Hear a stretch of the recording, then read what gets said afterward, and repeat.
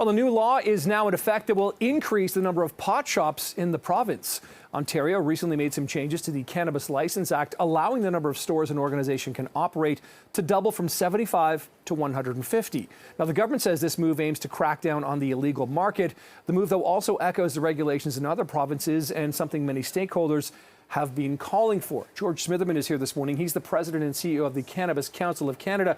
He's live in studio. So let's talk about this. This is interesting because in downtown Toronto, it seems like there are pot shops almost every other store, every other street. Province-wide, it's a little bit of a different situation. So is this a necessary move more for areas outside of Toronto than it is for inside?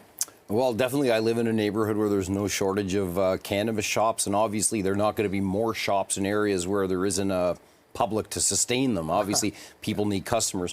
What this change does is allows some of the chains, if we might describe them as that, to have up to 150 stores, whereas previously they were capped. So I think it's as much about perhaps the transition towards a bit more corporate store versus independence than it is necessarily about more stores.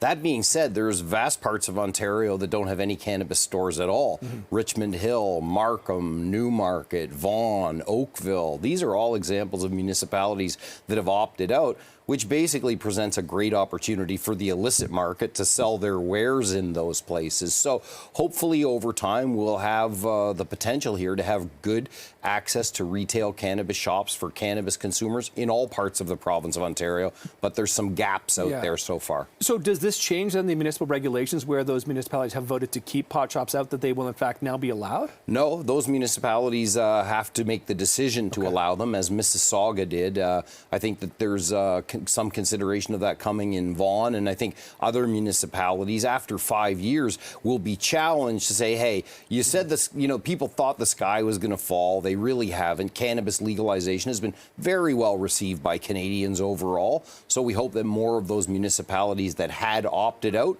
will opt in, both for the economic opportunities that it presents and also in that fight against the illicit market. Illicit market is the source of risky products that look like candy for kids, products that when they're tested have a variety of things on board that are not allowed in our regulated cannabis environment. So that would be a good improvement. It's interesting because we were discussing this story last, in our meeting yesterday, and we're looking at a Bloomberg, B&M Bloomberg story from just a year ago, which was talking about the demise of cannabis stores and pot shops in the province, saying people couldn't make money at it.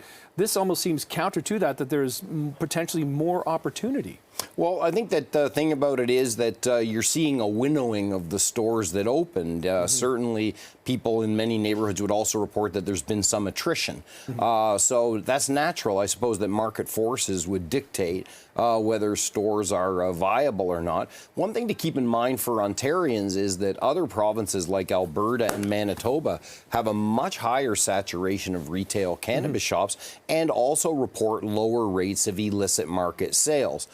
So I think that that's instructive as we contemplate what's the best model to give cannabis consumers good, convenient access and to combat the effects of the illicit market. Do cannabis stores and the organization you represent, do they want things to potentially be open even more, as in longer hours, potentially more opportunity to because, let's be honest, the illegal market, I'm not a pot smoker, but I assume you can sort of call your dealer and get something delivered, late at night, early in the mornings. Would it be maybe even more advantageous to shut out that market by having extended hours and that sort of thing? Well, I haven't seen so much of a call for that. But obviously, if we look at alcohol versus cannabis, we're moving in the province of Ontario to way broader access to alcohol, and alcohol already had 10 or 20 more times points of access for products than cannabis. So it's in a certain sense more restrictive cannabis retail, that is, versus alcohol, which here in the province of Ontario in a year or two